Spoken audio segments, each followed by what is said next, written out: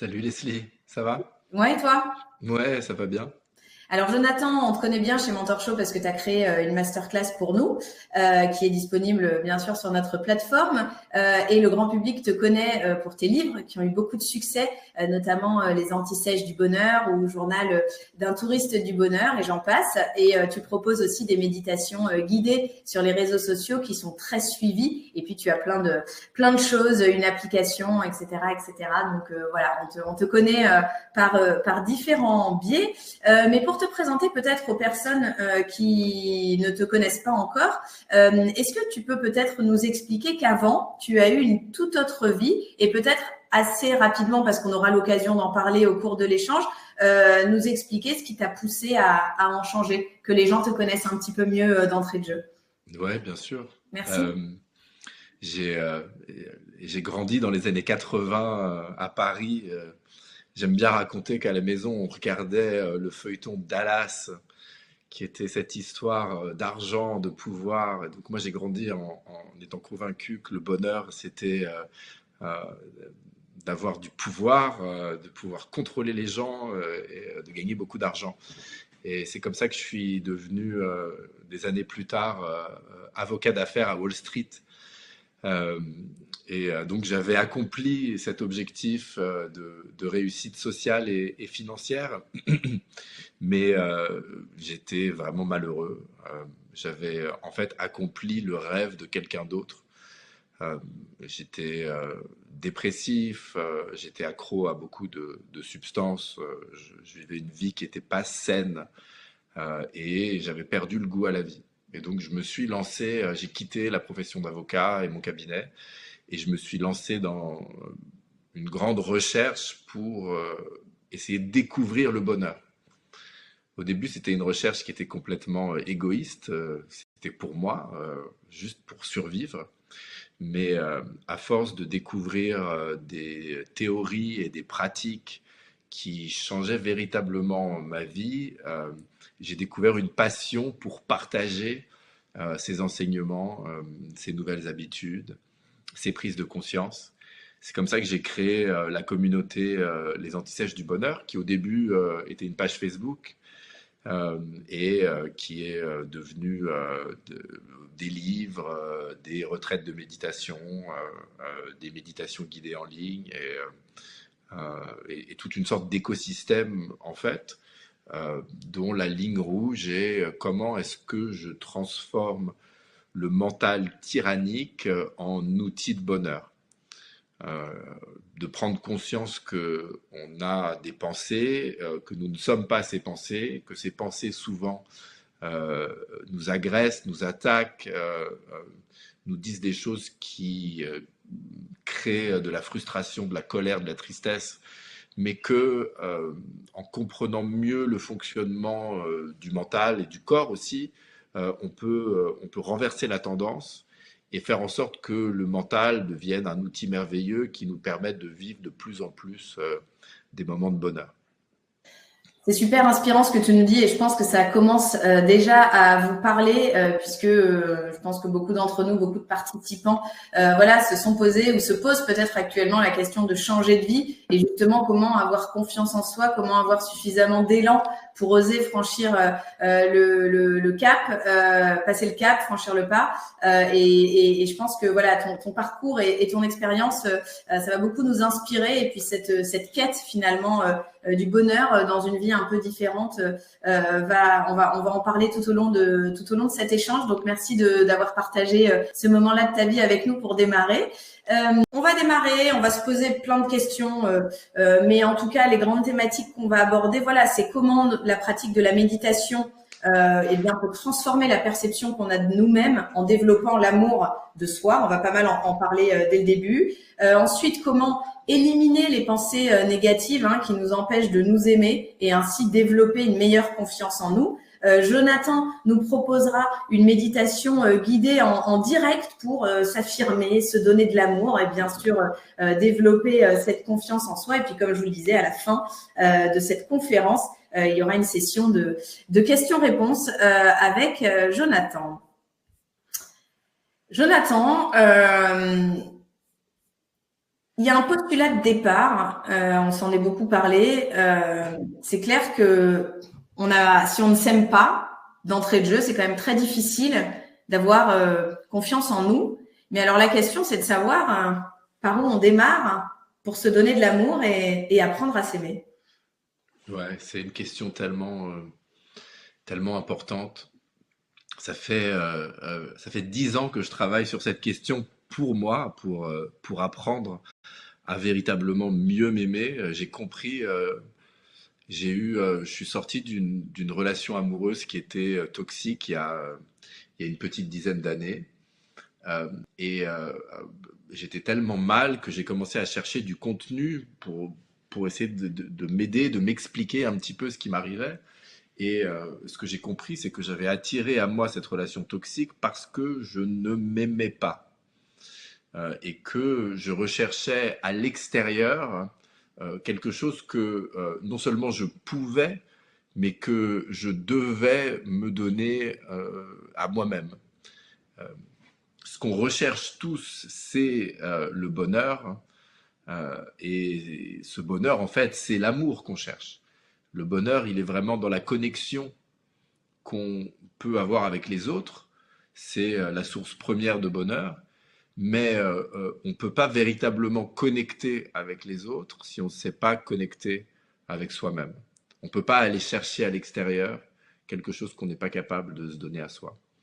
Donc se pose la question, alors comment est-ce que je fais pour m'aimer? Des réponses, il y en a plein. Euh, je dirais que la première chose, c'est de prendre une décision que je vais y arriver, que je vais m'aimer. Euh, ça peut paraître un peu bête, parfois New Age ou cucu, mais j'ai appris par exemple à me regarder dans le miroir et à me dire je t'aime, Jonathan.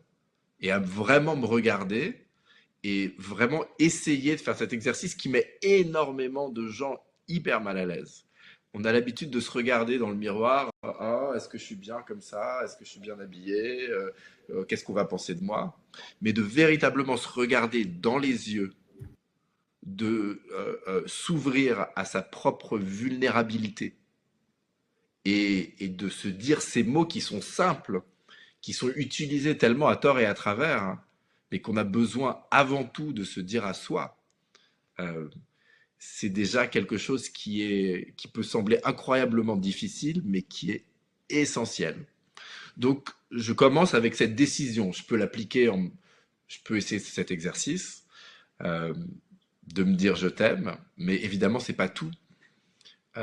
C'est que le premier pas d'un long et magnifique chemin.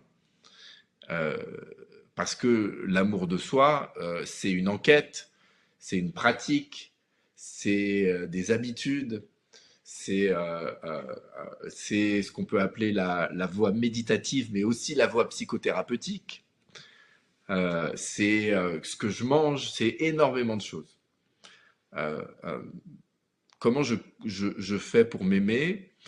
Euh, je dois aimer les deux composants principaux de ce qui permet mon incarnation, qui sont mon mental et mon corps.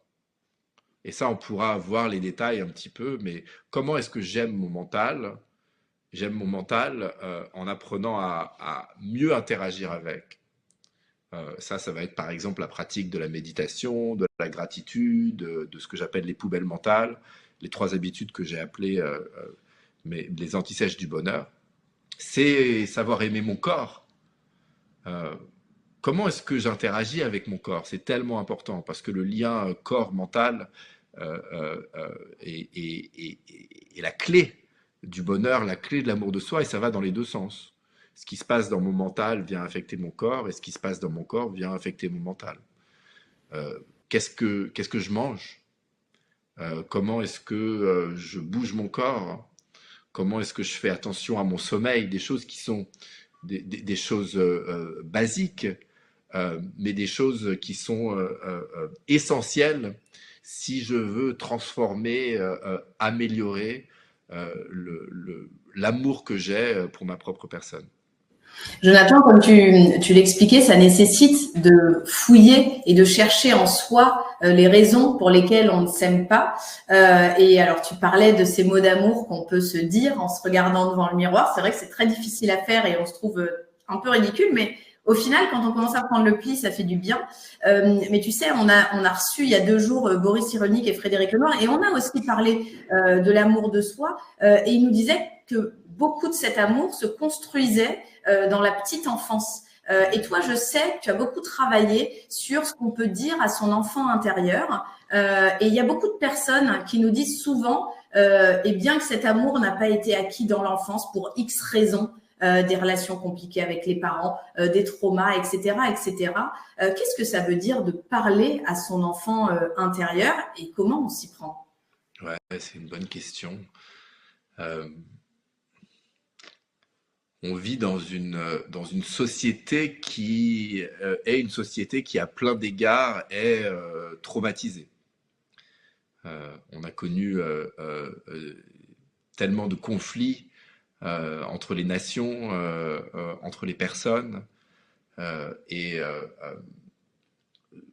la plupart d'entre nous a reçu ce qu'on pourrait appeler un amour conditionnel de nos parents. Même s'ils essayaient de nous aimer inconditionnellement, vu qu'eux-mêmes n'avaient pas été aimés inconditionnellement, on était aimé si on réussissait, si on était gentil, si on était poli, si on faisait pas de bêtises. Euh, mais si on était en colère, ou si on était en échec, ou si on était méchant, alors cet amour semblait nous être retiré. Euh, le, le, le penseur Gabor Maté explique que l'enfant a 2 besoins essentiels, qui sont le besoin d'attachement et le besoin d'authenticité. Le besoin d'attachement, c'est un besoin qui est essentiel à ma survie. Si j'ai pas l'attachement à ma maman, à mon papa, je vais pas survivre. Euh, mais j'ai le besoin aussi d'être qui je suis. Et au début, ces 2 besoins ne sont pas en contradiction. J'ai un fils de 2 ans, il a un besoin d'attachement, donc il pleure quand il veut les bras de sa maman. Il a un besoin d'authenticité, il est qui il est. Il se pose pas encore la question de est-ce que sa façon d'être va lui couper le lien d'attachement. Mais il arrive dans la vie d'un enfant très souvent que elle reçoit un rejet et elle reçoit le message implicite que si elle ou il n'est pas de telle ou telle manière, alors l'attachement va être coupé. Je ne vais plus t'aimer si tu es comme ça, si tu es méchant, si tu es malpoli, si tu es. Et donc l'enfant se retrouve à devoir choisir entre ses 2 besoins essentiels, qui sont son besoin d'authenticité et son besoin d'attachement. Et l'obligation de survie étant ce qu'elle était, le choix, il est clair, c'est je vais choisir l'attachement et donc je vais renier mon authenticité. Et je vais commencer à me conformer aux attentes que je crois être celles de mes parents, de la société, pour continuer à recevoir cet amour que j'ai pas encore appris à me donner à moi-même. Et donc, quelque part, je commence à me renier. Peut-être que je suis quelqu'un qui adore chanter, et mon authenticité, c'est de chanter et de danser comme plein d'enfants, mais que quelqu'un, une grande sœur, un grand frère va me dire tu chantes trop mal, arrête de chanter, ou t'es ridicule quand tu danses. Et donc, je vais me dire, ok, si je veux garder le lien d'attachement avec cette figure, il va falloir que j'arrête cette chose-là. Donc, on est énormément, je dirais la quasi-totalité d'entre nous, à avoir renié notre authenticité, qui on est vraiment, à s'être conformé aux attentes qu'on a perçues être celles de nos parents, de la société. C'est comme ça que moi je suis devenu avocat d'affaires. C'était pas du tout mon authenticité que de devenir avocat dans les fusions et acquisitions des grosses sociétés. C'était pas du tout ça. Je l'ai fait parce que j'ai internalisé ce qui me semblait être le désir de la société et j'ai essayé d'appliquer ça. Donc, tout ça pour dire que on a tous un enfant à l'intérieur de nous qui a ses besoins d'enfant qui sont toujours là. Mais si on les écoute pas, on va pas réussir à s'aimer, on va se maltraiter soi-même, on va se dire des mots difficiles, on va essayer de se réformer, on va essayer de se conformer, mais on va pas y arriver. Ou alors on va y arriver, mais pour un prix qui va nous coûter énormément. Donc, une des clés du labyrinthe, c'est de redécouvrir notre authenticité, de redécouvrir cet enfant qui est à l'intérieur de nous, de lui demander de quoi as-tu besoin? Qu'est-ce que tu veux faire? L'auteur sage Thich Nhat Hanh, qui est décédé récemment, disait chaque jour parle à ton enfant intérieur et écoute ce que il ou elle a à te dire. Renoue ce contact. Donc, ça peut paraître bizarre au début, mais c'est quoi cette histoire d'enfant intérieur et tout? Non, on a tous un enfant à l'intérieur de nous. Tous nos comportements découlent d'une manière ou d'une autre des envies, des peurs de notre enfant intérieur. Donc il y a un grand chantier à aller à la recherche de cet enfant. Déjà peut-être essayer de comprendre quelle blessure cet enfant a subi, quels mécanismes de défense ont été érigés pour essayer de soulager ces blessures et de voir est-ce que ces mécanismes de défense sont toujours nécessaires aujourd'hui. Je parie qu'il y a beaucoup de gens qui nous écoutent qui ne savent pas dire non. On apprend à faire plaisir aux gens. On se dit, pour être accepté, je ne vais pas dire ce que je veux véritablement. Je vais essayer d'aller dans le sens de ce que veulent les gens. C'est comme ça que je vais être accepté. Et comme ça, je me renie. Je prends un exemple qui est un peu bête, mais qui pourtant va peut-être parler à certains. Je suis invité à dîner. Et en fait, j'ai pas envie d'y aller. Qu'est-ce que je fais? La plupart du temps, on n'ose pas annuler. Qu'est-ce que la personne va penser? Je vais plus être réinvité à dîner. On s'aime pas assez, donc on va faire des choses qui sont pas authentiques parce qu'on croit que c'est ce qui va faire plaisir aux gens. Et un jour, on se dit non. Si j'ai pas envie d'aller à ce dîner, eh ben je vais pas aller à ce dîner.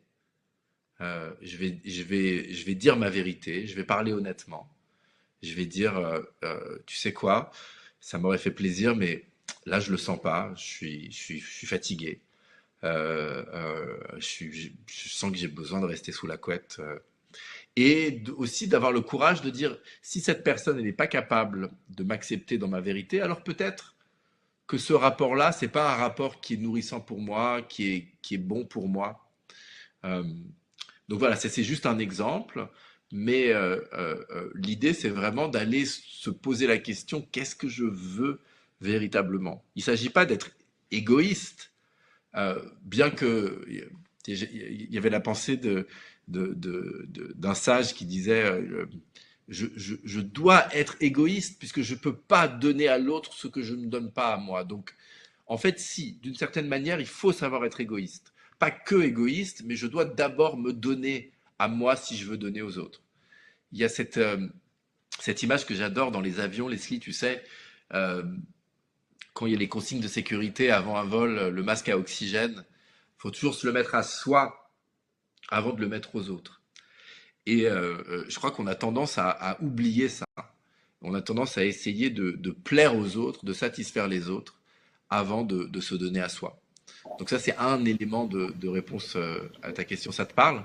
Ouais, vachement. Et puis je trouve que, alors déjà, bravo pour tout ce parcours. Il y a beaucoup de personnes dans le chat qui trouvais que voilà, ton histoire est assez admirable. Et puis c'est vrai qu'on sent à quel point tu as travaillé sur toi et puis à quel point ça a dû être aussi difficile à un moment donné de se dire mais je peux plus être avocat d'affaires, il va falloir que je rompe avec cette carrière, peut-être aussi que je m'oppose à peut-être des membres de ta famille ou à un entourage, à la société. Et finalement que je parte dans une direction complètement opposée. Et j'imagine que ça a dû peut-être faire grincer des dents un peu autour de toi quand tu quittais cette carrière où tu devais, bah voilà, parlons-en, très bien gagner ta vie pour te lancer dans la recherche du bonheur. Bon voilà, j'imagine un peu nos parents face à ce choix de vie. Bon, c'est pas si simple de se lancer là-dedans. Et je trouve que dans ce que tu dis, ça peut aussi répondre à beaucoup de questions qu'on se pose dans nos relations amoureuses, c'est-à-dire le moment où finalement on s'oublie un peu pour se conformer à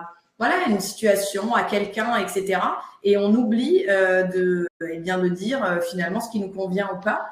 Et ça, du moment où on prend conscience de ça et qu'on arrive justement à se dire mais non, ça ne me va pas, je ne veux plus de ça, et arriver à reprendre un peu le contrôle là-dessus, c'est très très très libérateur. Et ce que tu dis, voilà, nous donne vraiment envie d'arriver à se faire confiance et à s'aimer davantage pour justement arriver à dire non. Mais on a compris que c'était un long travail et que ça vaut le coup de travailler sur ça aussi. Jonathan, toi, dans ton expérience perso, tu racontes souvent, et je pense que ça va parler aussi à pas mal de personnes qui nous écoutent, que parfois, quand on ne s'aime pas et qu'on n'a pas confiance en soi, on peut avoir des comportements autodestructeurs. Donc, ça va aller de se mettre dans des relations très toxiques, mais parfois, malheureusement, on peut aller plus loin avec des addictions qui sont difficiles à lâcher. Je pense à la drogue ou à l'alcool. À quel moment, en fait, comment on fait pour avoir un déclic et de se dire que finalement, voilà, on va réussir à trouver une autre satisfaction plus saine et sortir de tous ces comportements-là addictifs ou autodestructeurs? Parce que ça va loin, le manque d'amour de soi. Il peut y avoir des conséquences compliquées quand même. Ouais, il y a énormément de choses à dire en réponse à ce que tu viens de dire, Leslie. La première chose qui me vient, c'est de parler de la peur. Euh, je pense que c'est une des grandes questions. Euh, on est souvent dans des relations qui sont pas bonnes pour nous, peut-être dans un travail qui est pas bon pour nous, peut-être qu'on a une relation d'amitié qui est pas bonne pour nous, et on n'en sort pas parce qu'on a peur. Euh, le mental nous dit, euh, si tu quittes ce travail, tu vas plus rien avoir. Si tu quittes cette relation, tu vas être seul. Euh, si tu quittes, si tu arrêtes de voir cet ami, alors tu n'auras pas plus accès à X, Y ou Z. Euh, et pour revenir à ce que tu disais au début de ta question, ça a été mon cas quand j'ai quitté la profession d'avocat et que je me suis lancé dans l'étude du bonheur et dans l'écriture d'un livre. Il y a beaucoup de gens qui m'ont tourné le dos et qui m'ont dit que j'étais un enfant gâté pourri, que je savais pas ce que je faisais, que j'étais en train de tout jeter par la fenêtre. Euh, et avant de quitter la profession d'avocat, j'avais vraiment peur de ça. J'avais peur de ça, j'avais peur qu'on me tourne le dos, j'avais peur de plus avoir assez d'argent pour payer mon loyer, j'avais peur d'échouer dans ce que j'allais tenter et qu'on se moque de moi. Et la découverte qui a été incroyable pour moi, ça a été de me rendre compte que euh, toutes mes peurs se sont matérialisées. Donc, je me suis retrouvé à ce qu'on se moque de moi, à plus avoir assez d'argent pour payer le loyer. Bon, j'avais quand même un filet de sécurité. Ben, mes parents avaient une maison dans laquelle j'ai pu passer du temps. J'étais pas à la rue, mais j'avais plus les moyens de me payer un loyer, de partir en vacances, de faire les choses que j'avais pris l'habitude de pouvoir faire. J'ai des amis qui se sont pas mal moqués de moi, surtout quand mon livre sur le bonheur au début allait nulle part. Mais ce qui a été merveilleux comme prise de conscience, c'est de voir que la réalisation de ces peurs était bien moins pénible que ce que j'avais imaginé. Et en fait, c'est ça qui est très intéressant avec la peur. en tout cas dans mon expérience et dans l'expérience de beaucoup de personnes à qui j'ai parlé, c'est pas que les peurs ne se matérialisent pas, c'est que leur matérialisation est bien moins pénible que ce qu'on pouvait imaginer. Euh, je pense que euh, une des choses qui nous coupe du bonheur et de l'amour de nous, c'est cette peur. Je crois qu'une des clés du jeu de la vie, c'est d'apprendre à observer la peur, hein, mais de ne pas l'écouter complètement. Et d'apprendre à traverser la peur. Moi, j'ai expérimenté énormément de fois cette idée que on vit dans la zone de confort, qu'autour de la zone de confort, il y a ce qu'on peut appeler la zone de panique, là où se trouvent toutes nos peurs, mais qu'autour de cette zone de panique se trouve ce qu'on peut appeler la zone magique, qui est là où se trouvent nos rêves les plus fous et même des choses qu'on se permettait même pas de rêver, d'imaginer. Quand j'ai quitté la profession d'avocat, je suis passé de ma zone de confort à la zone de panique. Qu'est-ce qui va m'arriver? Et je me suis retrouvé finalement dans une zone magique que je n'avais même pas envisagée, où je me retrouve à écrire des livres, à mener des retraites de méditation, parce que en fait, je crois vraiment que la vie nous appelle et nous demande de lui faire confiance. Je pense que si on est capable de courageusement aller volontairement dans sa zone de panique, la vie nous récompense. Et c'est seulement quand on laisse le mental essayer de contrôler tout ce qui se passe et donc qu'on manage un peu trop près nos peurs et qu'on s'expose pas à être vulnérable, que on va pas avoir accès à cette zone magique. De la même manière, j'étais dans cette relation amoureuse, j'étais très amoureux de cette femme. Je pensais que si on se séparait, j'allais jamais trouver quelqu'un que j'aimerais autant. Et donc, alors que la relation était toxique, qu'on se faisait du mal, je voulais pas quitter cette relation. Je l'ai quittée et quelques années plus tard, j'ai rencontré quelqu'un avec qui j'ai eu la chance, qui m'accompagne aujourd'hui, et avec qui j'ai eu la chance et avec qui j'ai la chance de vivre une relation qui est largement au-delà de quoi que ce soit que j'étais capable d'imaginer à l'époque. Donc ça, c'est la première chose que je veux dire, c'est vraiment dans quelle mesure est-ce qu'on peut apprendre à observer nos peurs, mais sans les suivre de façon aveugle. Et il me semble que pour ça, la pratique de la méditation est vraiment utile. Euh, la méditation nous apprend à faire un pas en arrière par rapport à nos pensées, par rapport au mental.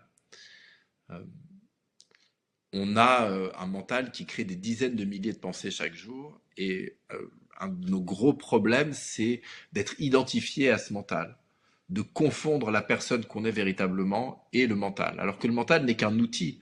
C'est un outil qui est en coup d'état permanent et qui essaie de nous faire croire qu'il est qui on est véritablement, mais on n'est pas notre mental. Qui sommes-nous? On est la conscience. On est la conscience qui est capable d'observer le mental, qui est capable d'observer le corps. Quand j'observe le mental, quand j'arrive à mettre de la distance avec mon mental, quand j'arrive à ne plus être ce mental, mais à être la conscience détachée qui observe le mental, j'arrive à faire le tri entre les pensées. Dire ça c'est utile, ça c'est pas utile. Ça c'est bénéfique, ça c'est toxique. Et donc, pour revenir aussi à la thématique, une des thématiques de la discussion d'aujourd'hui, il me semble que cette pratique de la méditation peut véritablement nous aider à faire un pas en arrière, un pas en avant, enfin un pas en avant dans notre quête du bonheur, un pas en arrière par rapport à notre mental compulsif. Et c'est complètement lié à cette thématique de l'amour de soi, puisque l'amour de soi dépend grandement de l'histoire que je me raconte sur moi-même. Est-ce que je me dis que je suis nul? Est-ce que je me dis que je vaux rien?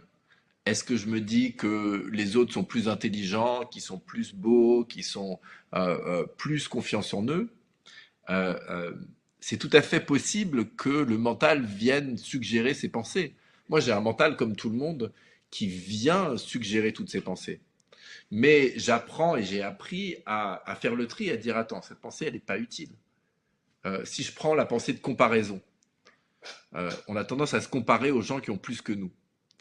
Euh, c'est dû à un phénomène cognitif qui s'appelle le biais de négativité, qui nous dit que la pensée privilégie le négatif au positif, parce que c'est le négatif jadis qui nous a permis de survivre dans la savane. Si je ratais la présence d'un prédateur, j'étais mort, alors que si je ratais un fruit sucré, j'avais juste raté une occasion de manger quelque chose de bon. Donc aujourd'hui, on se retrouve avec ce biais de négativité qui nous fait nous concentrer sur les choses négatives. Et donc, si je prends la comparaison, j'ai beaucoup plus tendance à me comparer aux gens qui ont plus que moi qu'aux gens qui ont moins que moi. Mais je peux changer ça. Je peux entraîner mon attention pour qu'elle vienne se porter sur du contenu qui va me faire du bien euh, et qui va me faire voir tout ce que j'ai plutôt que tout ce qui me manque. Et plus je focalise sur ces choses, plus ces choses vont devenir vraies dans la réalité virtuelle qui est ma perception de la vie. Alors, il y a plusieurs choses, Jonathan, que tu as abordées, notamment la pratique de la méditation. On va commencer à en parler parce que, en effet, c'est une approche que tu proposes justement pour faire le tri parmi toutes ces pensées, ces détracteurs internes, pour justement se reconnecter à soi, tout ce dont on évoque depuis le début. Donc, on va parler de ça. Et puis aussi, on va parler justement de comment prendre soin de son hygiène mentale, ce que tu commençais à dire, et comment mettre justement des pensées inutiles à la poubelle. Peut-être démarrons par ta pratique de la méditation et l'approche que tu proposes. Est-ce que tu peux déjà, finalement, parce que la méditation, c'est vrai qu'on en parle beaucoup, nous aussi, on a pas mal de masterclass qui proposent des exercices de méditation, dont la tienne. Est-ce que peut-être tu peux réexpliquer aux gens finalement ce qu'est vraiment la méditation, qu'on n'imagine pas, tu sais, voilà, qu'on se mette comme ça les jambes en lotus et voilà, et que ça suffit. Réexplique-nous peut-être ce que c'est la méditation, comment tu es rentré là-dedans et finalement ce que ça peut apporter à nos participants et ça nous permettra ensuite d'aller tout à fait naturellement vers l'exercice que tu veux nous proposer, qui sera peut-être une initiation pour beaucoup d'entre eux. La méditation consiste à habiter pleinement l'instant présent, la réalité telle qu'elle est ici et maintenant. C'est beaucoup plus difficile que ça peut le sembler parce qu'on a un mental qui est compulsif et que le mental est capable de nous parler que du passé et du futur. Je ne peux pas parler, penser à l'instant présent.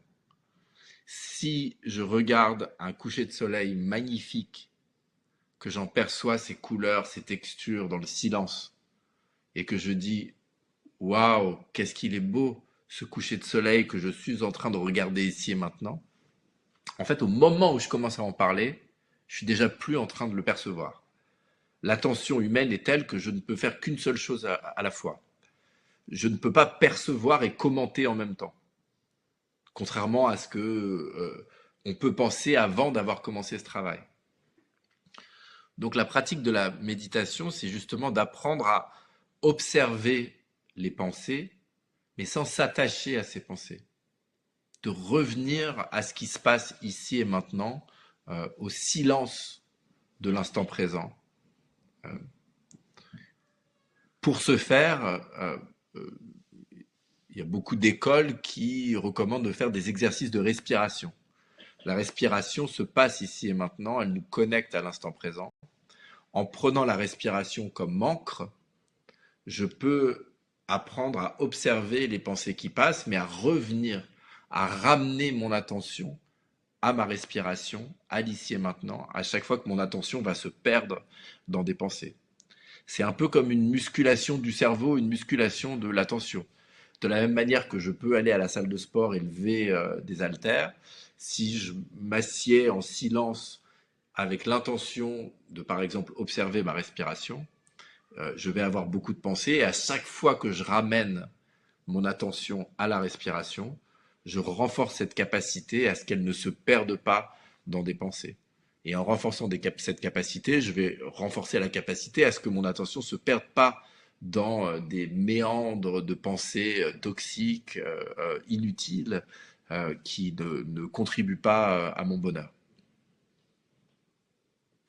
Sûr, merci de nous avoir expliqué tout ça. Il y a pas mal de questions sur le fait qu'on ait dit qu'il fallait apprendre à mettre certaines pensées à la poubelle. En fait, il y a des questions sur mais de quoi je dois vraiment me débarrasser parce que parfois il y a des pensées qui sont de l'ordre de l'esprit critique. Et donc qui peuvent être constructives, et puis parfois il y a des pensées qui sont vraiment très négatives, qui ne nous apportent rien. Et comment tu procèdes pour justement faire le tri entre toutes ces pensées qui nous viennent parfois et qui ne nous font pas forcément du bien? En expérimentant, en apprenant à observer sans juger, sans suivre. Euh, Quand on va commencer sur ce chemin, on va voir qu'on a des pensées qui sont pas utiles. Euh, une, une, euh, Pardon, je vais être un peu vulgaire, mais une pensée typique qu'on est beaucoup à avoir, c'est ah, journée de merde. Je faisais partie de ces gens qui étaient capables d'avoir une journée de merde. Euh, je rate un rendez-vous le matin, j'ai un pneu qui crève, je me prends une amende de plusieurs centaines d'euros, il pleut, je tâche mon pull préféré. J'arrive à un certain moment à dire journée de merde. Ok, regardons cette pensée. C'est quoi cette pensée? Journée de merde. C'est j'ai pris un certain nombre de choses qui sont passées dans la journée et j'ai fait une interprétation, mon mental a fait une interprétation et a dit, voilà, ça c'est une journée de merde. Donc maintenant, je suis dans la réalité que je passe une journée de merde et vraisemblablement, vu que c'est déjà une journée de merde, ça va continuer à être une journée de merde et d'ailleurs, je vais sans doute manifester ça et faire en sorte qu'il va continuer à m'arriver des galères, des choses qui sont pas bien. Mais je suis pas obligé de la nourrir, cette pensée. Je suis pas obligé de lui donner mon adhésion. Si j'ai deux, trois galères qui m'arrivent, bon, j'ai deux, trois galères qui m'arrivent. Peut-être que ça va changer. Et puis, euh, journée de merde par rapport à quoi? Encore une fois, je me compare à mon moi idéal, qui a que des feux verts, il y a le grand soleil, j'ai j'ai gagné à la loterie, on me fait des compliments. Mais je peux aussi me comparer à quelqu'un euh, qui est en train d'essayer de migrer dans un pays où il n'y a pas de violence, qui a peut-être qui est peut-être séparé de sa famille, quelqu'un qui peut-être a froid, a faim, a peur pour sa survie. Il y a tellement de gens qui font face à tellement de choses graves, à des maladies, à des pertes, je crois que c'est Prévert qui disait j'ai reconnu le bonheur au bruit qu'il a fait en claquant la porte. Et c'est ça en fait, on se rend pas compte de ce qu'on a, mais on se rend beaucoup compte de ce qu'on n'a pas jusqu'à ce qu'on ait plus ce qu'on a. Euh, donc ça c'est un exemple. La pensée journée de merde arrive. Si j'ai commencé une pratique de méditation, si je sais que je ne suis pas mes pensées, je peux regarder cette pensée et dire bah merci mais non merci. Cette pensée, cette pensée ne m'est pas utile, donc je vais la laisser passer. Moi aujourd'hui, j'ai plus de journée de merde. Ça ne veut pas dire que j'ai pas de galère qui m'arrive, ça ne veut pas dire que j'ai pas la voiture qui part à la fourrière ou quelqu'un qui est désagréable avec moi ou une engueulade avec ma femme ou bien sûr toutes ces choses m'arrivent, mais l'interprétation négative de cette chose n'est plus là parce que je ne la nourris plus. Euh, euh, ça, c'est vraiment quelque chose qui est important de comprendre, c'est que c'est ce principe de neuroplasticité qui est ce sur quoi je porte mon attention va commencer à prendre de la place dans cette réalité virtuelle dont on parlait, qui est ma perception de la vie. Ça parle beaucoup, hein, cette journée de merde à tout le monde dans le chat. Il y a beaucoup de personnes qui disent que mon son est trop fort. Alors, est-ce que je dois moi baisser d'un ton? Je peux absolument pas régler le micro plus bas, donc je vais essayer de parler un tout petit peu plus doucement. Peut-être que ça sera plus agréable. Désolée pour ce bug, mais ça s'est pas du tout passé pendant les 3 derniers jours, donc je sais pas. Apparemment, il y a Est-ce que c'est peut-être moi, mes écouteurs qui... non, je pense que ça doit venir de moi. Donc, je vais essayer peut-être de parler un petit peu plus comme ça. Vous me dites, je me suis mise un petit peu plus en recul par rapport au micro, qui est apparemment surpuissant aujourd'hui. Donc, n'hésitez pas à me dire si ça va mieux dans le chat.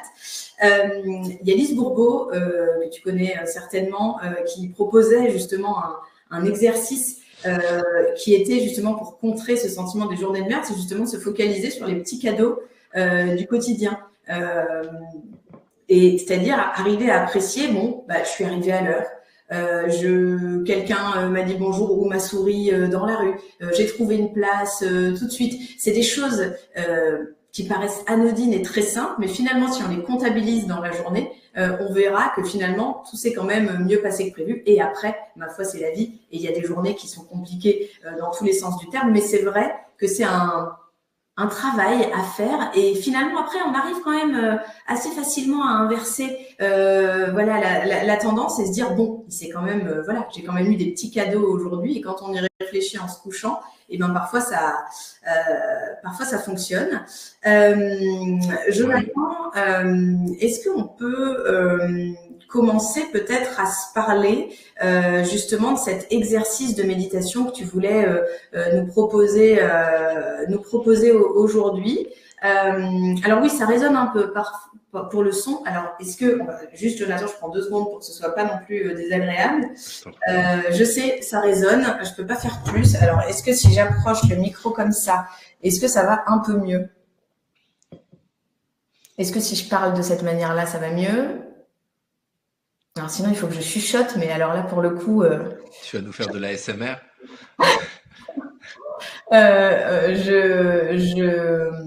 Je trouverai un moyen de résoudre ce problème pour les 3 prochains jours, mais là, de toute façon, Jonathan, c'est toi qui parle le plus, mais là, je vais essayer de parler un petit peu moins fort. Est-ce qu'on peut commencer à se... ça va mieux, bon, très bien. Est-ce qu'on peut commencer à se parler de cet exercice de méditation que tu veux proposer aujourd'hui et tu nous dis un petit peu comment tu veux qu'on fonctionne? Oui, alors juste avant, si tu me permets de rebondir sur ce que tu as dit sur la gratitude, c'est tellement important. Euh, j'ai proposé un exercice concret de se dire je t'aime dans le miroir, vraiment de se regarder dans les yeux, de prendre le temps, de commencer une pratique de l'amour de soi de cette manière-là, même si on a l'impression d'être ridicule. La deuxième chose que je voudrais proposer, c'est ça, de faire cet exercice de gratitude. Moi, ce que je fais, c'est qu'à chaque fois que je prends ma douche, je dis 3, 5, 10 choses pour lesquelles je suis reconnaissant depuis la dernière douche. Et je le dis à voix haute. Le temps que l'eau devienne chaude quand je prends des douches chaudes, parce que je prends de plus en plus de douches froides, ça fait du bien. Toi aussi? Adepte de la douche froide. Et alors, c'est un sacré coup de fouet le matin. Et j'invite franchement tout le monde à prendre leur courage à 2 mains et à faire ça le matin parce que ça te remet les idées au clair et tu as l'impression d'avoir déjà fait un petit challenge dans ta journée le matin. Et honnêtement, c'est vraiment salvateur. Ça paraît très douloureux à dire et à faire. Mais en fait, une fois qu'on prend le pli, ça passe tranquille. Ouais, c'est clair. Et donc, de penser quelque chose de bon qu'on mange tous les jours, ou qu'on mange de temps en temps, mais de remercier pour cette chose-là et de ressentir la gratitude. Peut-être j'ai eu une bonne conversation avec un ami, peut-être j'ai vu l'épisode d'une série qui était super, peut-être que j'ai vu quelque chose de beau dehors, un visage, un immeuble, un arbre. Ces choses qu'on a tendance à prendre pour acquises et sur lesquelles on ne se concentre pas parce que notre mental et notre attention sont focalisés sur ce qui nous manque, de les ramener au devant de la conscience pour entraîner son mental, son attention, comme si c'était un chien fou, à observer les bonnes choses de la vie. Parce qu'il n'y a pas de réalité objective, il y a des perceptions subjectives de la vie. Et je peux renforcer une perception subjective positive. Ça ne veut pas dire que j'ai pas de problème. Ça ne veut pas dire qu'il n'y a pas des moments qui vont être difficiles. C'est juste que je vais commencer à changer l'allocation naturelle des pensées négatives et des pensées positives. Donc les gens connaissent, j'ai vu quelqu'un parler des 3 kiffs par jour de Servan-Schreiber, il y a le carnet de gratitude le soir, moi j'adore la douche de gratitude, c'était une de mes antisèches du bonheur, me parler à voix haute, à chaque fois que je prends la douche, je sais que c'est un bon moment, merci parce que hier au tennis, j'ai tapé des super coups droits, merci de la fête, on a mangé des sushis qui étaient hyper bons, merci pour mon fils qui m'a amené. J'étais en cuisine et je suis pas très fort en cuisine et je savais pas où était je sais même pas comment ça s'appelle, le gant pour que quand c'est chaud, tu sais. Une manique. Comment on dit, une manique. C'est ça. Et j'étais en train d'essayer d'ouvrir le four avec un chiffon et tout. Et il a 2 ans, hein. Il est venu, il m'a dit et il m'a tendu. Je savais même pas qu'on en avait, je savais même pas où c'était, et j'étais choqué que lui savait et qu'il savait que c'était le moment de. Donc voilà, merci la vie pour ça. Donc voilà, cette pratique-là, c'est une pratique qui est essentielle pour l'hygiène mentale. Je la recommande vraiment à tout le monde. Après, libre à sa créativité sur comment l'appliquer, mais entraîner son mental à se concentrer sur ces choses positives qu'on a autrement tendance à prendre pour acquises, ça me semble essentiel. Maintenant, oui, pour la pratique de la méditation, euh, combien de temps est-ce qu'on a pour cette pratique, Leslie? Je sais pas, est-ce que tu penses que 5 minutes, c'est suffisant? 5 à 10 minutes peut-être? Ouais, j'irais plutôt vers 10 minutes. Oui, ok. J'ai des affirmations là, parce qu'en fait, ce qu'on va faire, c'est qu'on va d'abord faire un exercice de respiration, juste de se concentrer sur sa respiration, et ensuite, je voudrais euh, qu'on dise certaines affirmations pour justement aller dans le sens de cette reprogrammation du mental. Moi, c'est vraiment en me répétant des affirmations que j'ai réussi à avoir moins de pensées négatives, toxiques, qui avaient tendance à me faire du mal. Euh, je regarde un peu des affirmations que j'ai notées. Euh, Il y en a une qui est je me donne de l'amour, donc ça on en a parlé. Je vous Il y invite a- à me dire si les affirmations que propose Jonathan et qu'il va intégrer dans sa méditation vous conviennent. Et si vous avez des propositions, n'hésitez pas à les écrire, mais peut-être Jonathan va nous en citer certaines et vous allez pouvoir me dire si vous les trouvez, voilà, si elles vous parlent et si vous avez envie de les appliquer. Eh ben, je vais en lire 11 et le temps que il y ait des réactions sur ces affirmations, je vais peut-être en expliquer quelques-unes. Qu'est-ce que tu en penses? Nickel. Ouais. Alors, affirmation numéro 1. Je me donne de l'amour. Affirmation numéro 2. J'avance pas à pas dans la bonne direction. Affirmation numéro 3. Je dis oui à la vie. Affirmation 4. Je trouve le courage de dire non. Ça, cette dichotomie, elle est intéressante. De savoir d'un côté dire oui à la vie, mais de l'autre, savoir être authentique et dire non quand on n'a pas envie de dire oui. Affirmation 5. Je suis bien plus fort que je ne crois. 6. Dans chaque échec se trouve une opportunité d'évolution. 7. Je prends le temps d'écouter et de parler à mon enfant intérieur. 8. Les jugements que je porte sur les autres me donnent des indices sur les parties de moi que je n'accepte pas. 9. C'est une de mes préférées. Je suis parfaitement imparfaite. Je suis parfaitement imparfait. 10. C'est une autre de mes préférées. Je me pardonne. Et non, c'est tout. Il y en a 10. Je vois que tout le monde a répondu oui pour soit la 1, soit la 2, soit la 3, soit la 4, etc., etc. Donc je pense que tu as visé juste encore une fois, Jonathan, et on va pouvoir partir là-dessus. Donc peut-être peux-tu nous dire eh bien ce qu'on doit faire, comment on se met. Peut-être qu'il y a des personnes qui n'ont jamais fait d'exercice de méditation. Donc peut-être tu peux voilà, nous indiquer un peu dans voilà, quelle position on se met, ce qu'il faut Ouais. qu'on fasse, et puis ensuite on va te suivre. Alors, ce que je voudrais te proposer qu'on fasse juste avant de commencer la méditation, c'est un exercice de respiration pour se relaxer, pour activer la partie du système nerveux qu'on appelle le système parasympathique, qui est la partie du système nerveux qui euh, nous met dans la relaxation. Donc là, c'est très simple et peut-être tu peux le faire. Je vais proposer juste sur 3 séries d'inspirer en 4 temps, de retenir sur 7 et de doucement expirer sur 8 avec la langue sur le palais. Donc je vais te guider pour le faire et je vais proposer aux personnes qui nous suivent de faire de même.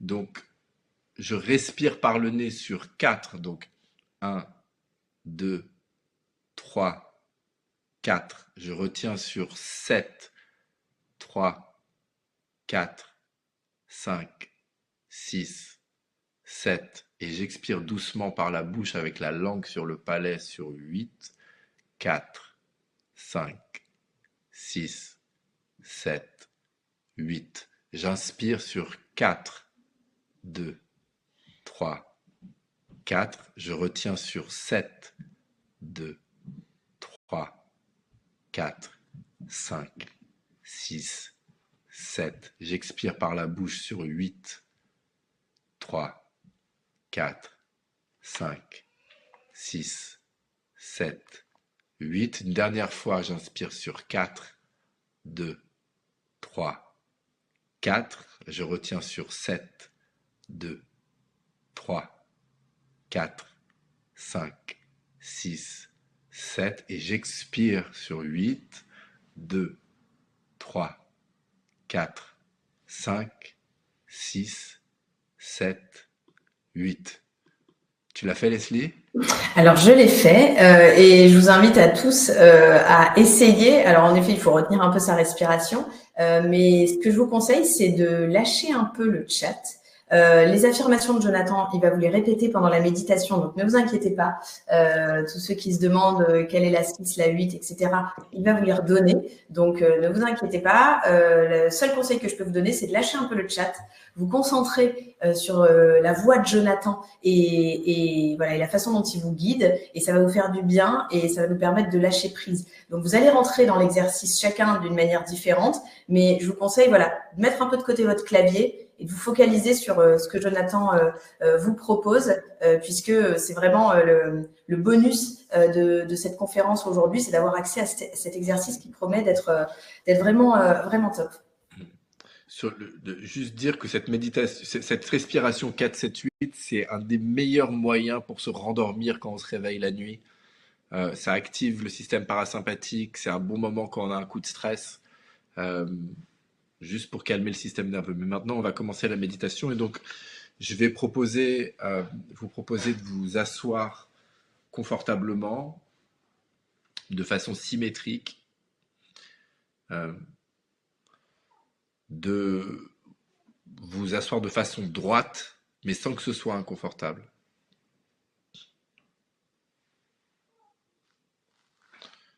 De vous assurer que l'avant de votre corps est bien ouvert afin de respirer pleinement. De fermer les yeux afin de rentrer à l'intérieur de vous. Et de fermer la bouche afin de ne respirer que par le nez. Jonathan, je suis avec toi, mais je coupe ma caméra pour vraiment que tu sois en pleine communion avec nos participants. Mais je le fais. D'accord. Donc avec les yeux fermés, et la bouche fermée parce que les narines filtrent mieux l'air rentrant que la bouche et permettent une respiration plus lente et donc plus sereine.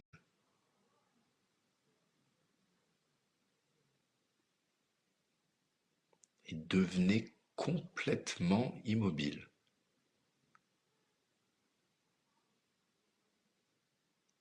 La seule chose qui bouge en vous est l'air qui entre et sort de vos narines.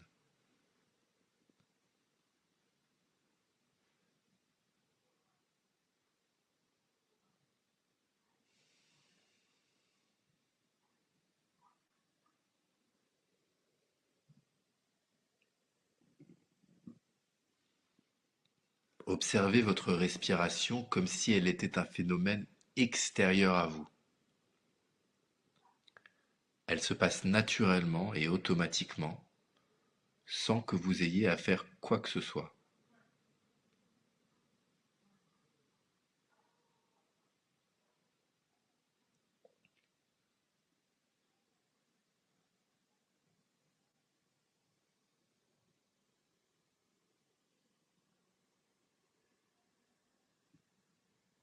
Et essayez de remarquer comme l'air qui entre est plus frais que l'air qui ressort de vos narines.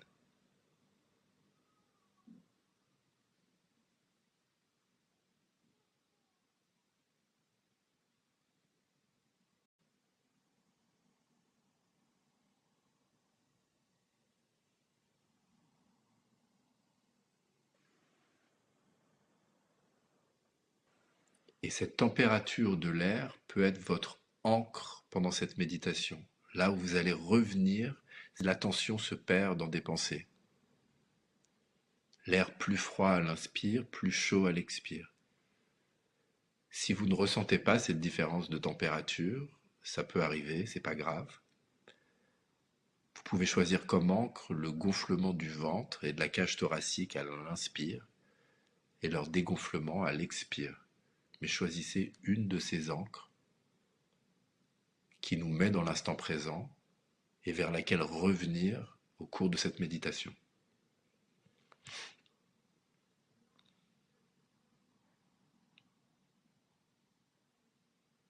Et si pendant la méditation vous êtes perturbé par des pensées, c'est normal et c'est pas grave. Quand vous vous en rendez compte, ramenez simplement votre attention à l'encre que vous avez choisie.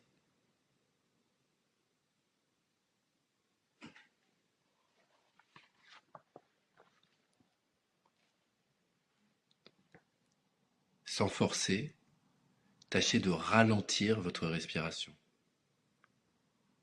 de telle sorte qu'elle devienne comme un tout petit filet d'air qui vient vous caresser à l'intérieur en rentrant et sortant de votre corps.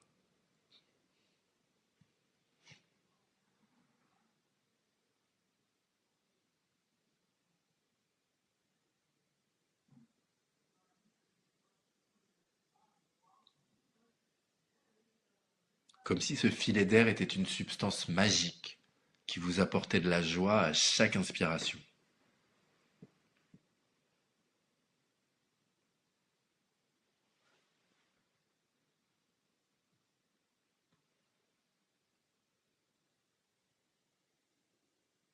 Et progressivement, le filet d'air devient de plus en plus mince.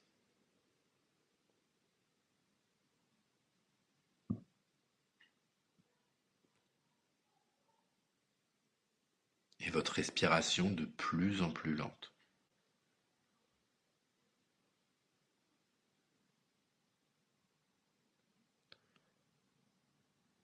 On va maintenant se concentrer sur 10 affirmations pour apprendre à mieux nous aimer nous-mêmes. Je noterai plus tard ces affirmations dans le chat. Tâchez de vous concentrer sur ces affirmations, de ressentir leur vérité dans votre corps, tout en restant concentré sur votre respiration. Première affirmation. Je me donne de l'amour.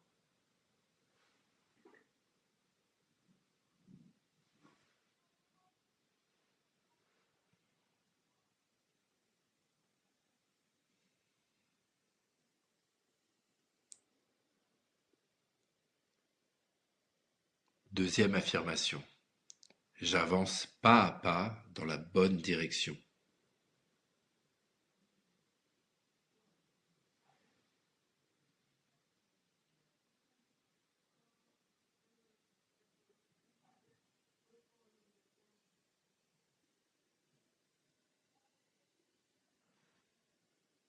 Troisième affirmation. Je dis oui à la vie.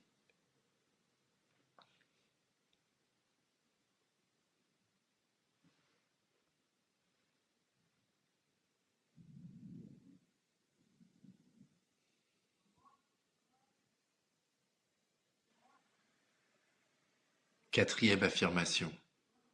Je trouve le courage de dire non.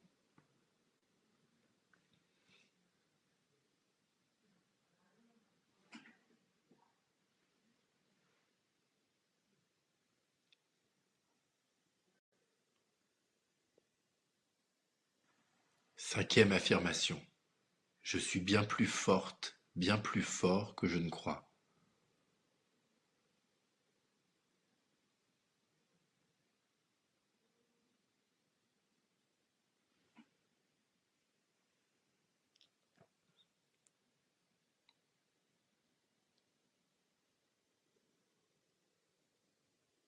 Sixième affirmation.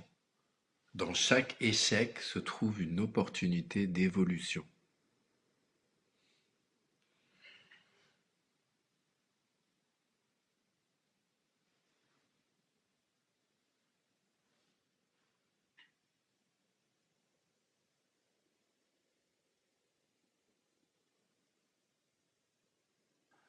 Septième affirmation. Je prends le temps d'écouter et de parler à mon enfant intérieur.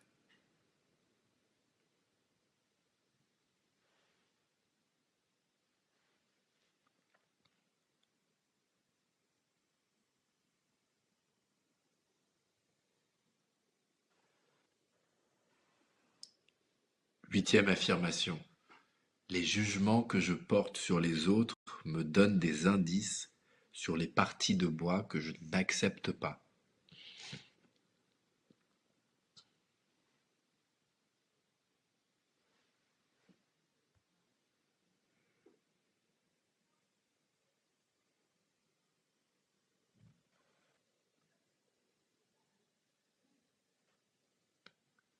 Neuvième affirmation. Je suis parfaitement imparfaite, je suis parfaitement imparfait.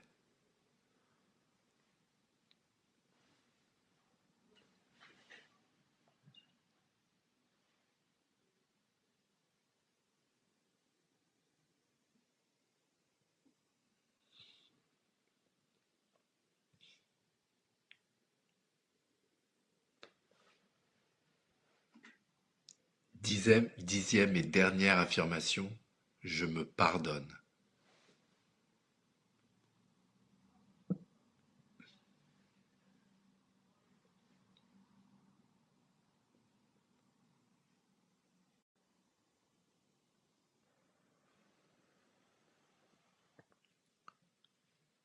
Avant de terminer la méditation, essayez de ressentir votre humeur du moment comme si vous inspectiez vos émotions de l'extérieur.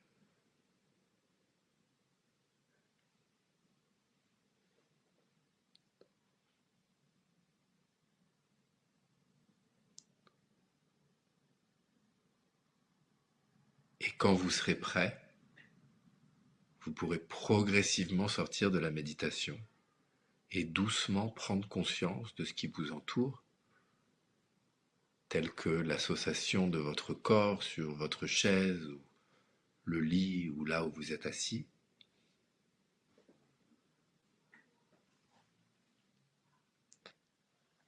Les bruits ambiants.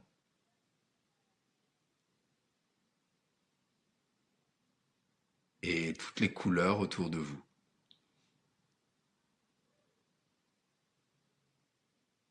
J'espère que cette méditation vous a fait du bien.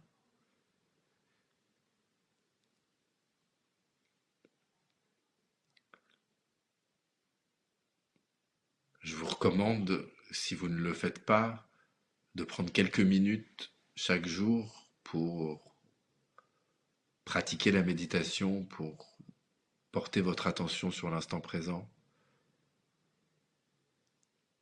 C'est ma troisième recommandation d'exercice pratique.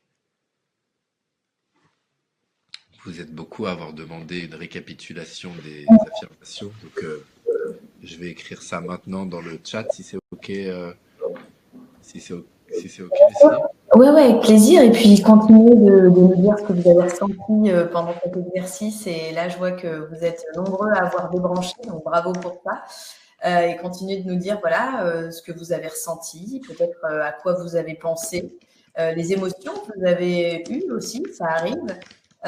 Et si peut-être c'était une première pour vous, la méditation, et que eh bien, vous avez découvert quelque chose que vous ne connaissiez pas ou que vous n'osiez pas commencer à pratiquer. Donc, racontez-nous pendant que Jonathan vous récapitule les affirmations, racontez-nous ce que vous avez ressenti. En tout cas, je suis ravie de voir que, que ça vous a plu. Alors, Jonathan vous les envoie. Vous les avez dans le chat.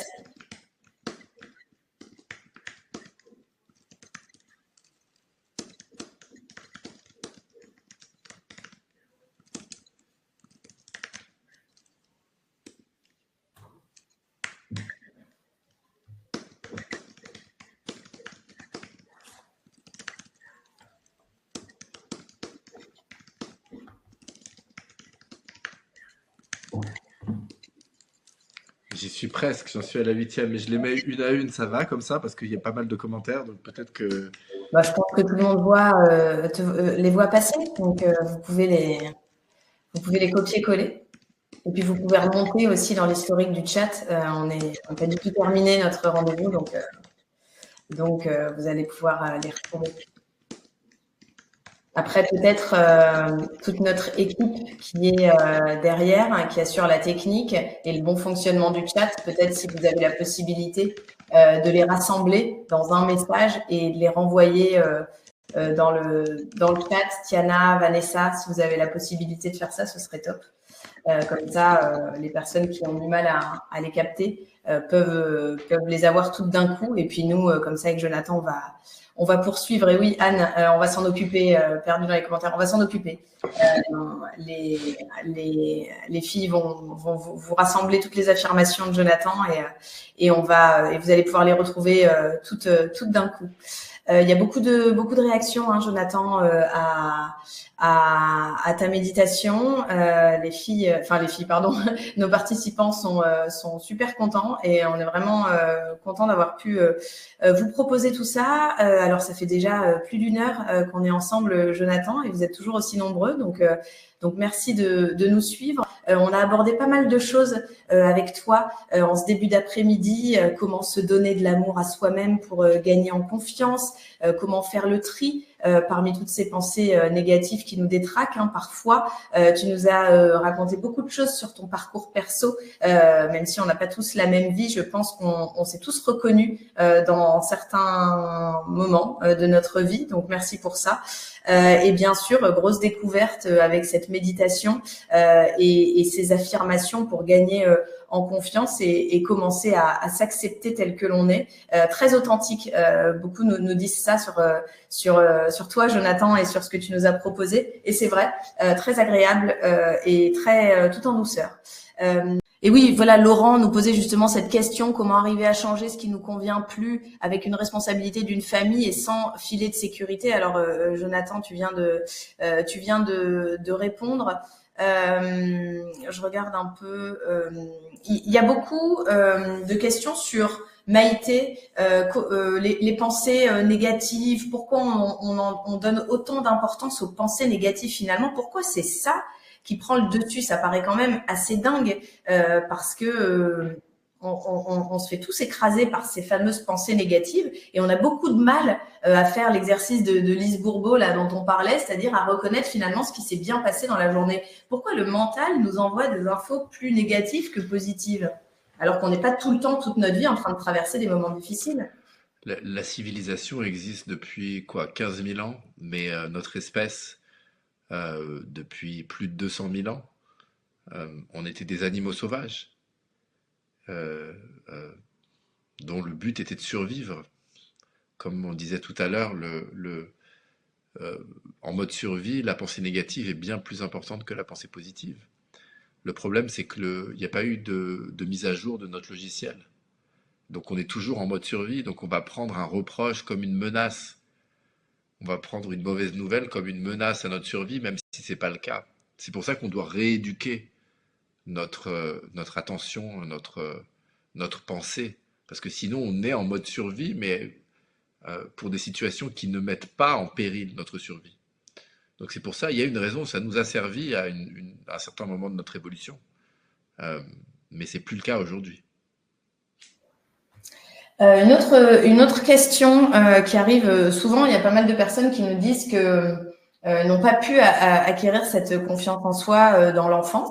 Et beaucoup de gens se demandent si c'est vraiment possible de réparer ces traumas-là, enfin du passé, à l'âge adulte. Ouais, c'est marrant que tu me poses cette question. Je suis en plein dedans là. Je suis en plein personnellement, hein. Et pourtant, ça fait plus de 10 ans que je travaille sur tout ça, mais chaque fois, il y a une nouvelle couche de l'oignon. Je crois très, très, très, très fort dans la possibilité de guérir ces traumas à l'âge adulte. Mais je pense que ça demande du travail. Euh, je pense que c'est utile de mixer l'approche méditative et l'approche thérapeutique. On ne peut pas tout résoudre avec la méditation. On a besoin d'aller comprendre qu'est-ce qui s'est passé dans notre enfance, qu'est-ce qui nous est arrivé, pourquoi est-ce qu'on a créé certains mécanismes de défense. Je suis en train de lire un livre génial. Ah, je crois que je suis en train de perdre mes écouteurs. Peut-être qu'il va falloir que je prenne la dernière question bientôt. C'est OK pour les questions, on a répondu vraiment un maximum. Et si tu les enlèves et que tu parles avec le son de ton ordinateur, peut-être Attends. ça peut marcher On va donner une petite seconde à Jonathan. Le temps pour vous peut-être voilà, de regarder un peu le programme qu'on vous propose. Comme ça, Jonathan, il se met en place tranquille. Attends. Est-ce qu'on m'entend là? Ah oui, parfaitement. Je suis en train de lire un livre. Alors, il existe en français, hein, mais ça, c'est la version. Et j'ai aucun intéressement. Je la connais pas personnellement, mais elle est géniale. Ça donne en français le titre? Je crois que c'est guérir de ses blessures, mais si tu cherches Nicole Lepera, ah non, on le voit à l'envers là? Ou c'est que moi? Non, non, nickel, parfait. On le voit très bien. Nicole Lepera, d'ailleurs, bon, j'ai dit d'effacer Instagram, mais si vous effacez pas Instagram et que vous parlez anglais, elle a un compte, elle s'appelle Holistic Psychologist. Elle est géniale. Et ça, c'est un livre qui explique vraiment bien comment guérir son système nerveux, comment comprendre les blessures de l'enfance, comment travailler le corps, le mental pour guérir. Mon livre, Les Antisèches du Bonheur aussi, euh, euh, parle de ça, mais moins dans la question du trauma, plus la question de l'hygiène du mental, qui sont deux aspects différents. Mais ça, je vous recommande vraiment beaucoup. Merci, merci Jonathan. Alors, dans quelques instants, je vais vous diffuser une des leçons de la masterclass de Jonathan.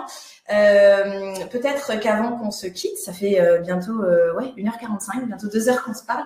Est-ce que tu aurais un dernier mot à adresser à nos participants, Jonathan? Bon, déjà, on vous remercie tous les deux d'avoir été avec nous en ce samedi après-midi. C'était très agréable. Mais peut-être tu as un message, un mantra, quelque chose que tu as envie de partager à nouveau. Déjà, ce que je veux dire, c'est merci de me donner cette opportunité de partager euh, ces idées qui me tiennent à cœur et qui, je crois, peuvent vraiment nous aider à vivre avec plus de conscience, avec plus d'amour, avec plus de bonheur. Euh, Si je dois partager une pensée pour clôturer, euh, c'est partager ma croyance profonde que la vie est magique et que plus je crois en la magie de la vie, plus la vie va révéler cette magie. plus j'arrive à voir dans les échecs des opportunités d'évolution, plus je vais évoluer. Plus j'arrive à sauter dans ma zone de panique, plus je vais accéder à non seulement mes rêves les plus fous, mais peut-être des choses que j'osais pas rêver. Euh, je crois fort qu'il y a une intelligence largement supérieure à la nôtre qui est à l'œuvre, qui régit ce qui se passe au niveau microscopique et qui régit les étoiles et tout ce qu'il y a entre les deux. Et que plus je me rends à cette intelligence supérieure, plus j'arrive à entendre ce qu'elle a à me dire, plus je suis capable de vivre une vie merveilleuse et de rendre la vie merveilleuse pour les gens autour de moi. Super, merci beaucoup Jonathan, magnifique conclusion.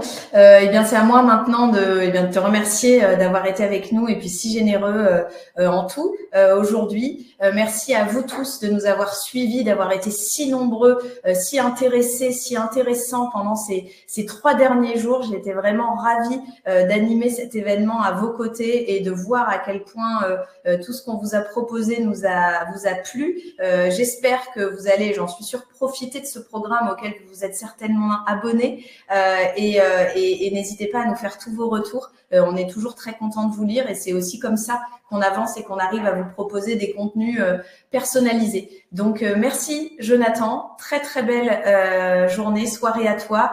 Pareil pour vous, passez tous un très bon week-end prolongé ici en France et puisque Jonathan habite au Portugal en fait, c'est pour ça que je dis ça. Voilà, donc on vous souhaite une très belle journée. Restez avec nous parce qu'on va vous passer on va vous offrir une des vidéos, une des leçons de la masterclass de Jonathan.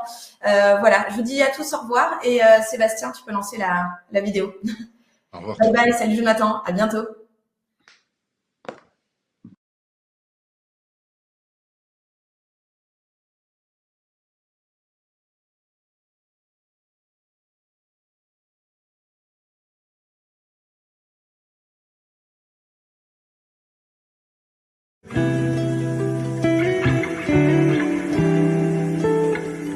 Bonjour et bienvenue à cette leçon sur comment faire de bons choix.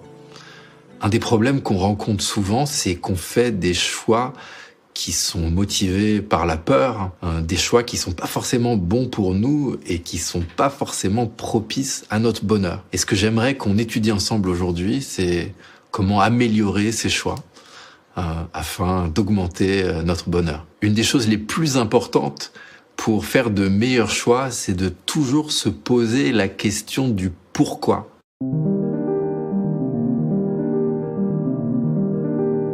Pourquoi est-ce que je fais ce choix? Pourquoi est-ce que je prends cette décision? Et de faire très attention à notre capacité immense à nous mentir à nous-mêmes.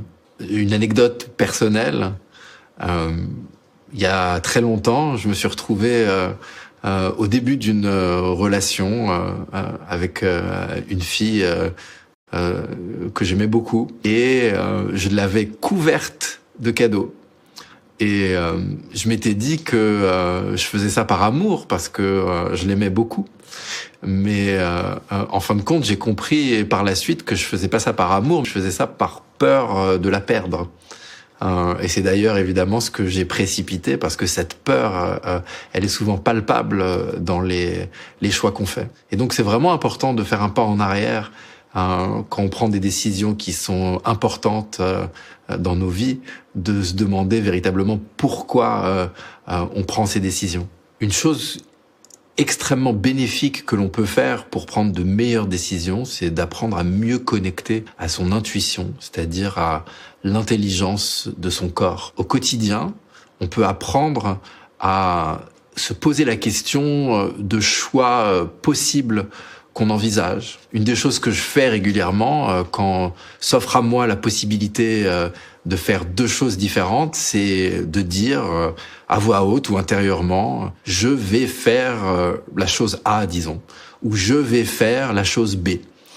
Et de voir comment réagit mon corps. Plus on avance dans la voie méditative, plus on va entendre les signaux du corps et plus on va avoir accès à l'intelligence de la vie qui se manifeste au travers de nos corps, notamment dans ces moments où on doit prendre une décision, on doit faire un choix. C'est une très bonne nouvelle que on puisse interroger le corps pour savoir prendre de meilleures décisions, faire de meilleurs choix. Et c'est aussi une bonne nouvelle que parfois le corps nous parle sans même qu'on l'interroge. Ça m'est arrivé il y a un petit moment de ça, il y a près de 2 ans, quand j'ai été faire une retraite dans le noir. C'est une pratique spirituelle ancestrale. À l'époque, en Inde notamment, des sages méditaient pendant des semaines dans des grottes, et qui existe aujourd'hui de façon plus accessible dans des centres dans lesquels on se retrouve, dans des chambres dans le noir pendant plusieurs jours. Moi, j'étais resté 1 semaine, où on vient et on nous apporte à manger et on reste dans le noir et on médite. Je m'étais dit que je faisais et que j'allais faire cette expérience parce que je voulais évoluer spirituellement, que ça s'inscrivait dans des grandes traditions et que ça allait m'aider dans mon travail sur moi. Pourtant, peu de temps avant de partir à la retraite, j'ai commencé à avoir mal au dos, tant et si bien que au moment de prendre le taxi pour aller à la gare, parce que le centre se trouvait un petit peu loin, j'avais carrément un lumbago qui m'empêchait de marcher et j'étais cassé en 2 quand je suis arrivé au centre de retraite. Autrement dit, j'ai refusé d'entendre les signes que m'envoyait mon corps qui me disait, et ça s'est confirmé par la suite, que cette expérience était pas pour moi, que c'était pas une bonne expérience pour moi. C'est une expérience qui par ailleurs peut être extrêmement bénéfique, mais je l'ai faite pour des mauvaises raisons. Je l'ai faite par boulimie spirituelle. J'étais dans un moment de ma vie où je voulais accumuler les expériences spirituelles, comme si j'avais une sorte de tableau de chasse de développement de moi-même, ce qui est complètement un contresens par rapport au travail d'éveil de la conscience. Et donc, je m'étais menti à moi-même sur la question du pourquoi, et j'avais refusé d'entendre les signaux de mon corps. Et je me rends compte depuis beaucoup plus que mon corps me parle à l'approche de choix importants. Et je vous invite à faire de même et à vraiment vous mettre à l'écoute de vos corps, surtout quand des décisions importantes se présentent à vous.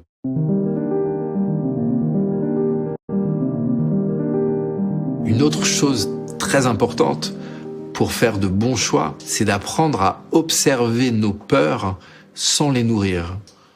Beaucoup trop de nos choix sont motivés par la peur. Et la peur, elle est utile, c'est ce qui nous a permis de survivre en tant qu'espèce, mais parfois elle peut être particulièrement nocive parce qu'elle nous empêche de faire des choses qui sont nécessaires à notre épanouissement, des choses qui sont alignées avec notre authenticité. Une autre anecdote personnelle, c'est que quand j'ai quitté la profession d'avocat pour me lancer dans l'étude du bonheur, j'avais plein de peurs. J'avais peur de plus avoir assez d'argent pour payer le loyer. J'avais peur qu'on se moque de moi, d'être rejeté par mon entourage. Et ce qui a été incroyable pour moi de réaliser, c'est pas que ces peurs ne se sont pas produites, c'est que ces peurs se sont toutes produites, mais que en fait leur réalisation était bien moins pénible que ce que j'avais imaginé. Je me suis retrouvé pendant un certain temps, j'avais plus assez d'argent pour payer le loyer, alors j'ai été vivre un peu chez mes parents, j'ai été dormir un peu parfois sur des canapés d'amis à moi. C'était pas toujours très confortable, mais c'était bien moins terrible que ce que j'imaginais avant de prendre ma décision. Également, j'ai eu des gens que je considérais comme mes amis qui se sont moqués de moi, qui m'ont tourné le dos, qui m'ont dit que je faisais n'importe quoi. Et je me suis rendu compte en fait que la réalisation de cette peur était bien moins terrible que ce que je pouvais imaginer. Et d'ailleurs, ça m'a permis de réaligner certaines de mes relations et peut-être de terminer certaines relations qui n'étaient pas forcément alignées avec mon bien-être et qui n'étaient pas véritablement nourries d'amour. Et pour conclure cette leçon, je voudrais vous inviter maintenant à faire une méditation pour renforcer la faculté d'intuition.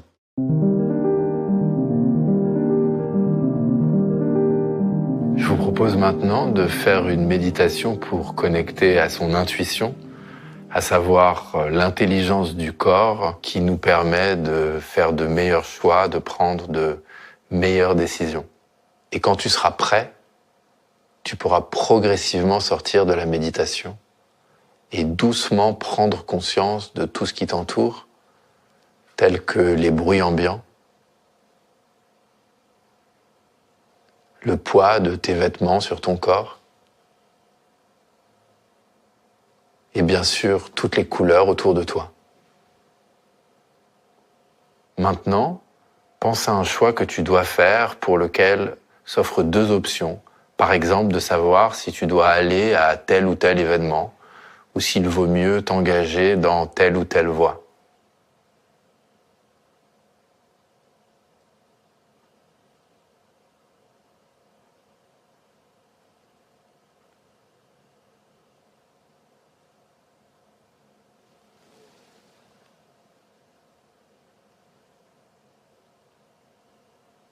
Visualise la première option comme si elle se déroulait devant tes yeux.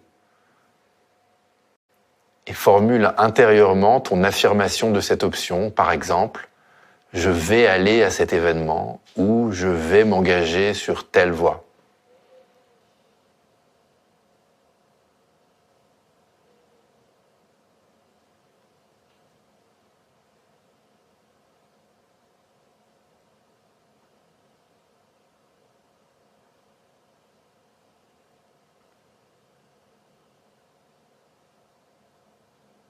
En restant concentré sur ta respiration, mets-toi complètement à l'écoute de ce que te dit ton corps par rapport à cette option.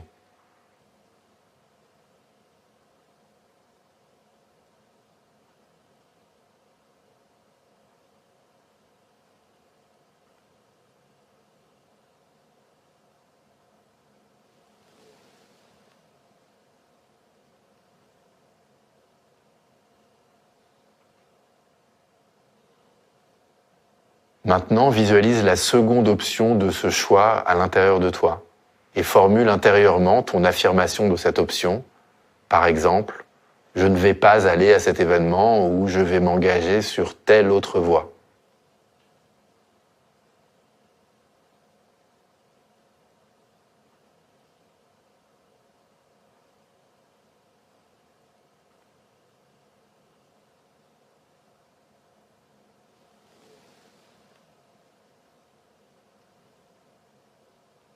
En restant concentré sur ta respiration, mets-toi pleinement à l'écoute de ce que te dit ton corps par rapport à cette option.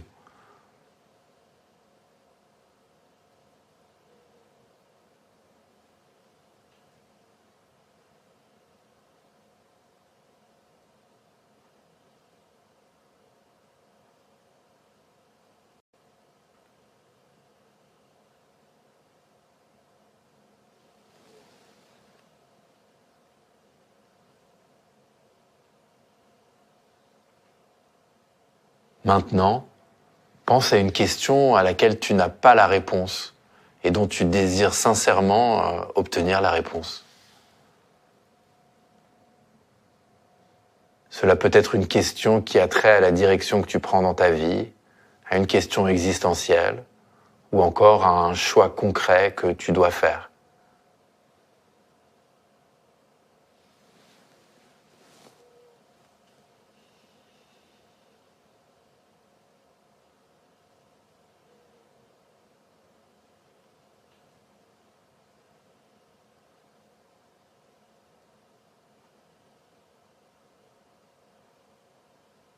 Pose la question intérieurement, sans chercher à y répondre, simplement en laissant résonner la question en toi.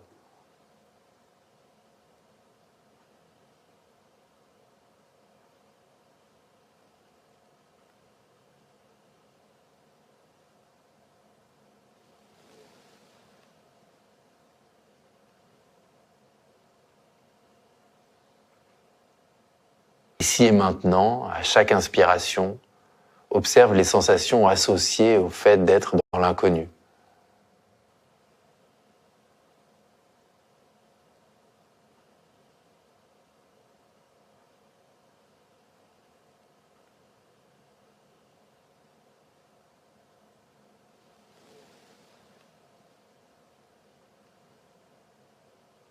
Et vois s'il y a des images, des ressentis ou des personnes qui apparaissent lorsque tu restes avec cette question ou si tu restes dans l'inconnu.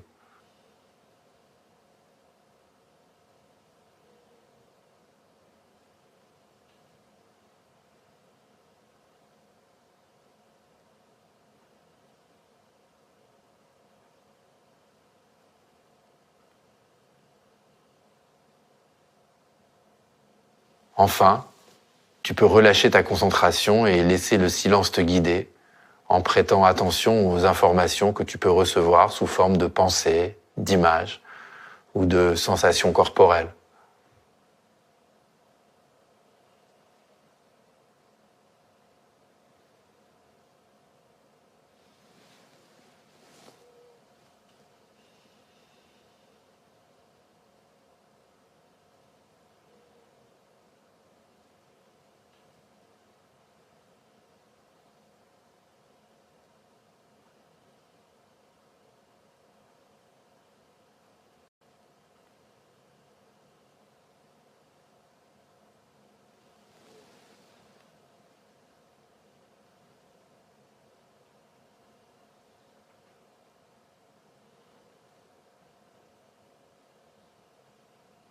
J'espère que tu as aimé cette méditation et qu'elle t'a permis de connecter à ton intuition. Si tu as l'impression de ne toujours pas avoir de réponse claire à tes questionnements, c'est pas grave. Continue à garder ce questionnement ouvert en toi et à prêter attention aux signes que la vie t'envoie à chaque moment. Et je te dis à bientôt pour une prochaine leçon.